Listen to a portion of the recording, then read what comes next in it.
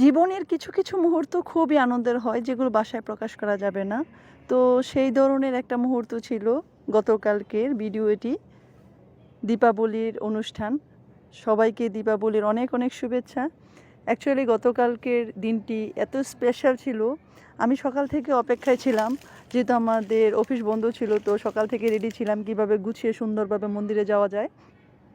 তো আমি মোটামুটি রেডি। আমার সকল বোন, ভাই, বাগিনা সবাই রেডি মন্দিরে যাওয়ার জন্য। আমাদের এলাকায় নর্মালি শ্যামাকালী পূজা হয় না, তো রক্ষাকালী মন্দির আছে আমাদের এখানে। তো আমরা সবাই রেডি হয়ে ওখানে চলে গেলাম। তো চাবি নিয়ে তালাটা খুলে মন্দিরে প্রবেশ করলাম। তো আমার ছোটো বোন ওদিকে লাইট ধরিয়ে দিচ্ছিল, তো সবাই বাতি দেওয়া শুরু করলাম।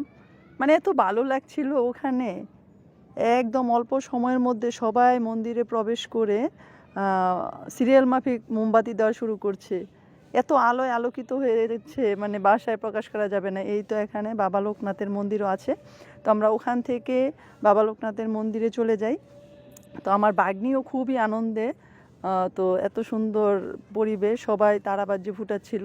তো আমাদের এই মন্দিরের পাশের ছেলে মেয়েরা হাতে বাতি নিয়ে দড়িয়ে দিচ্ছিল এবং বাজি ফুটাচ্ছিল, বুম ফুটাচ্ছিল।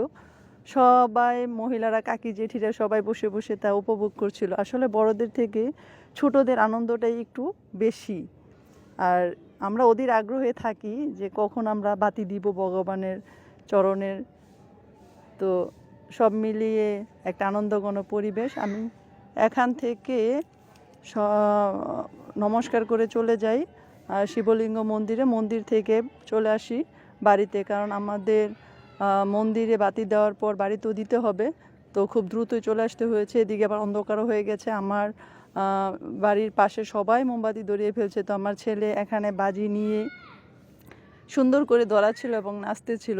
এই যে দেখেন তাদের কি অবস্থা, এত সুন্দর একটা পরিবেশ। তো আমার মেয়ে ভয় পাচ্ছিল কীভাবে সে বাজি ধরাবে।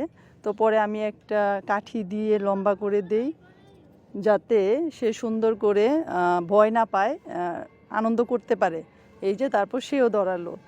মানে সবাই এত মজা করছিল, মানে এটা বাসায় আসলে প্রকাশ করা যাবে না। সবাই খুব একটা অপেক্ষায় থাকি যে এই দিনে সবাই বাতি ধরাবে। যে আমাদের এলাকায় ছোট ছোট বাচ্চারাও বুম ফুটাচ্ছিল, একদম ছুড়ে দিচ্ছিল। আমি অবশ্য বকাঝকাও করছিলাম। তারপর আমার মা ফোন দেয় যে তার বাড়িতে একটু যাইতাম, যেহেতু আমাদের বাবার বাড়ি শ্বশুর বাড়ি থেকে খুব একটা দূরত্ব না। তো ওখানে চলে যাই। সে তার আন্টির সাথে সুন্দর আনন্দ ফুর্তি করছিল। তো আমার ছোটো বোন খুব সুন্দর করে আলকিনা দিতে পারে। এই যে এত সুন্দর সে আলকিনা দিয়েছে, এটা দেখে তো আমি ফিদা।